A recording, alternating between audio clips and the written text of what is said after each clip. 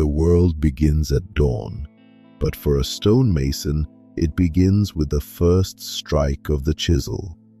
My name is Thomas, and I do not build for today, nor for my children's children. I build for the centuries that haven't been named yet. My morning starts in the lodge, a wooden shed built against the rising stone walls of the cathedral. The air here is different. It is thick and white, a fine mist of limestone dust that coats my lungs and turns my hair grey before its time. They call us Freemasons because we are not bound to the soil like the ploughman. We follow the stone wherever the great works are being raised. I pick up my mallet, made of heavy crabapple wood, and feel the weight of it. It is an extension of my arm. Before me lies a block of carved stone, cold and silent, waiting for me to find the shape hidden inside it. A cathedral is not built with strength alone. It is built with the mind. My most precious tools are not my hammers, but my compass and my square. In an age where few can read words, we read the language of geometry. To us, a circle is perfection, and a square is the stability of the earth. I spend hours over my tracing board, drawing the intricate arcs of a rose window or the ribs of a vaulted ceiling. Every line must be true. If my calculation is off by the width of a fingernail at the base, the entire tower will lean toward the clouds 100 feet above. We believe that God is the great architect, and when we use the golden ratio to shape a pillar, we are simply repeating the patterns he set in the stars. There is a sacred silence in the mathematics of stone, a logic that doesn't care about the wars or the plagues that ravage the world below. Listen to the sound of the yard. Tink, tink, tink. It is the heartbeat of the building. Each mason has his own rhythm. I use a boaster to rough out the block, taking away the heavy waste, and then a claw tool to leave the fine, combed texture that catches the light. The stone is alive. Some blocks are green and soft, easy to carve, but prone to frost. Others have vents, hidden cracks that can shatter a month's work in a single heartbeat if you strike too hard. I have to listen to the stone. A healthy block rings like a bell when hit. A flawed one gives a dull thud, the sound of a secret betrayal. My hands are like leather, scarred by sharp chips of flint and stained with the white milk of the lime mortar, but they have learned to feel what the eyes cannot see. When a block is finished, I carve my mark into it, a simple geometry of 3 lines. It is my signature, my claim for payment, and my message to the future. Thousands of years from now, when the names of kings are forgotten, my mark will still be there, hidden in the dark corner of a flying buttress. Sometimes, the master allows us a bit of fancy. That is when we carve the grotesques and gargoyles. I spent the last week carving a face with a bulging tongue and wide eyes perched high on a drainage spout. They say these stone demons frighten away the real ones, but for us, they are a moment of laughter in a life of heavy labor. As I hoist the finished stone into the air with the Lewis bolt and the great treadwheel crane, I watch it rise toward the sky. It is leaving my hands to become part of something eternal, a silent prayer made of rock. To be a mason is to live half your life between the earth and the heavens. Up here, on the wooden scaffolding lashed together with hemp ropes and stubborn knots, The wind has a different voice. It whistles through the unfinished arches like a flute played by a giant. Below us, the town looks like a child's toy, people moving like ants, oblivious to the precarious world we inhabit. Every step on these swaying oak boards is a gamble. One loose lashing, one moment of vertigo, and the earth will claim you. We lift the multi-ton blocks using the great tread wheel, a massive wooden cage where men walk for hours, like hamsters in a wheel, to power the pulleys. It is a slow, rhythmic climb. When a stone reaches the top, we use the Lewis, a clever iron bolt that expands inside a hole carved into the stone.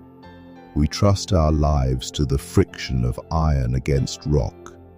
Up here, among the gargoyles and the soaring buttresses, we are the only ones who see the cathedral as it truly is, a skeleton of stone waiting for its skin of glass. We are a wandering people. When the work here is done, we pack our tools, our levels, our squares, and our iron chisels, and move to the next grand project. This makes us strangers in every town, bound only to each other.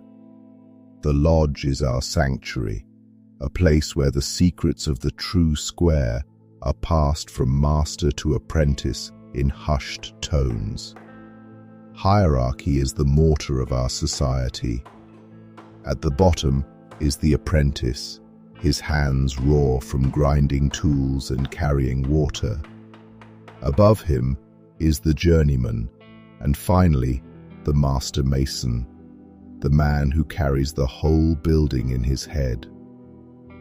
We have our own signs, secret handshakes, and passwords that prove our skill to masters in distant lands. It is a brotherhood of geometry. We don't share our knowledge with the world. Why should we? The secret of how to turn a flat drawing into a three-dimensional vaulted ceiling is more valuable than gold. It is the power to make stone defy gravity. Stone alone is just a pile of rocks. It is the mortar that makes it a wall. We treat the mixing of the white milk like a sacred alchemy. We start with limestone, burned in great kilns until it becomes quicklime, a hungry, dangerous powder that can burn the skin off your bones if it gets wet. We quench it with water, watching it hiss and boil in the pits. To make the mortar strong enough to withstand the centuries, we add fine river sand, and for the most critical arches, secret ingredients. Some masters add ox hair to prevent cracking, others use the whites of thousands of eggs, or even beer, to change the way it sets. It is a living thing.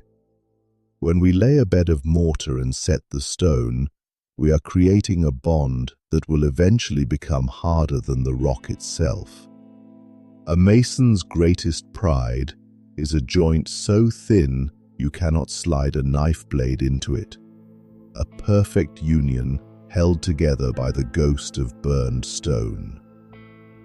As I carve the delicate tracery for the great east window, I am not thinking about the stone. I am thinking about the light. A master mason must be a master of shadows. We design the openings so that on the morning of the solstice, the rising sun will strike the altar with a spear of gold. We work closely with the glassmakers, though we rarely speak. We provide the skeleton, they provide the soul.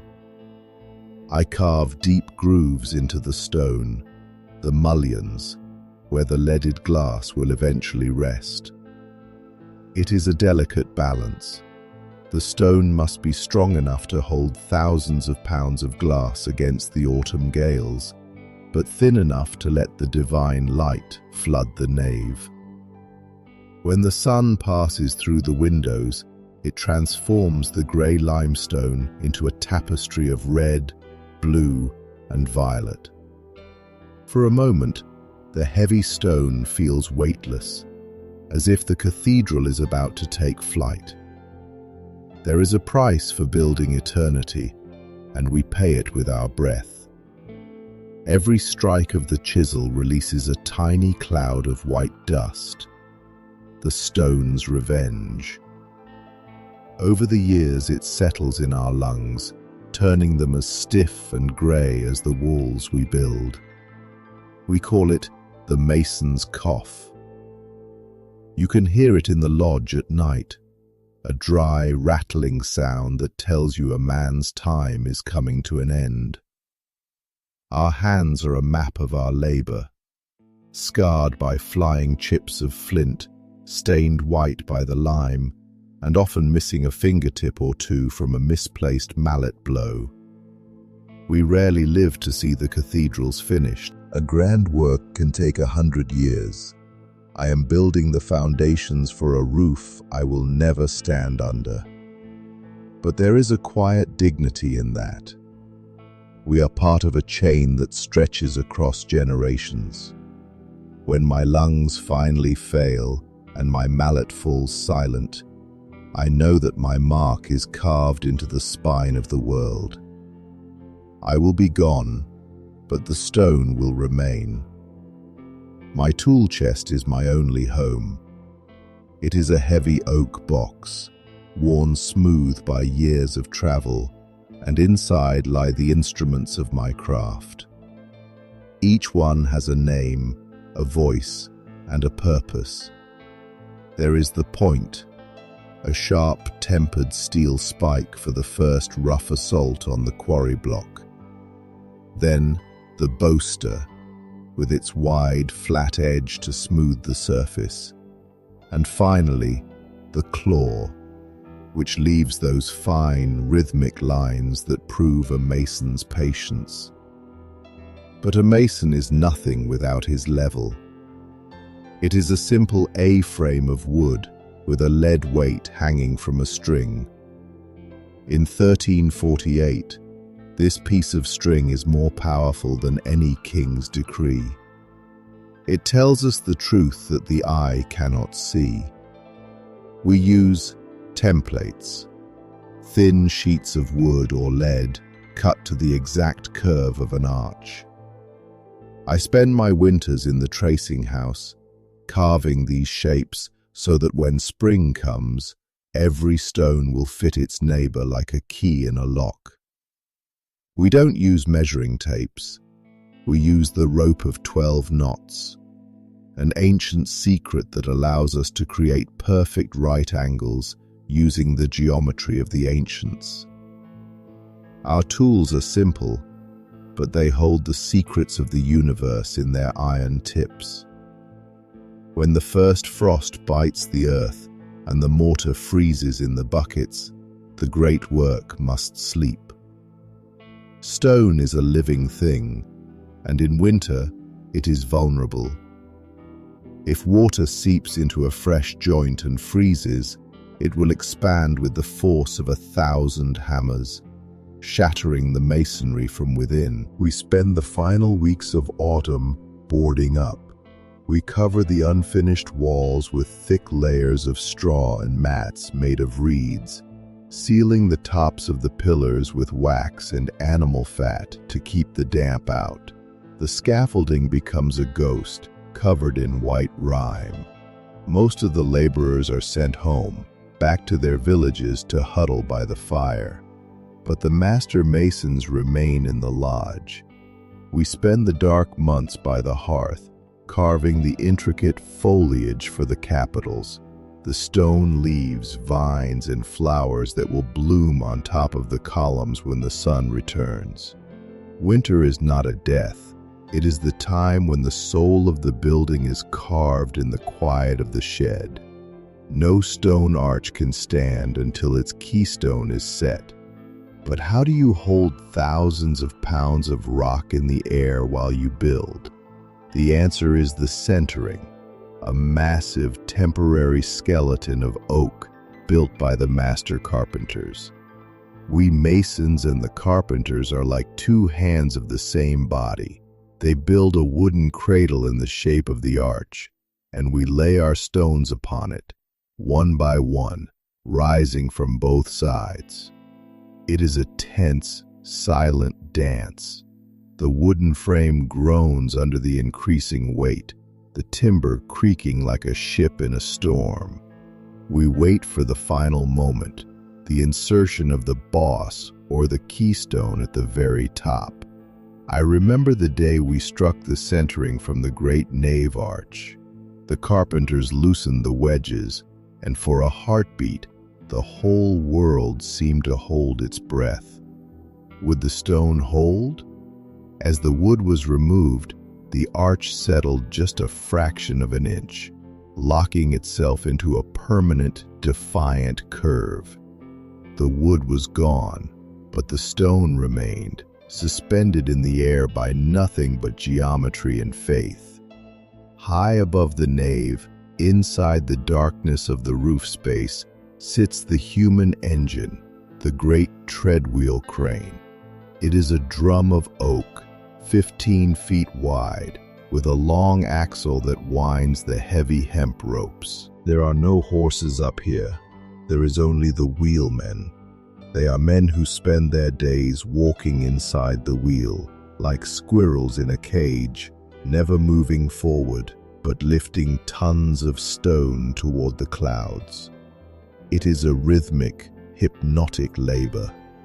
The creak of the wood, the smell of grease and old hemp, and the heavy breathing of the men inside. If they stop, the stone falls.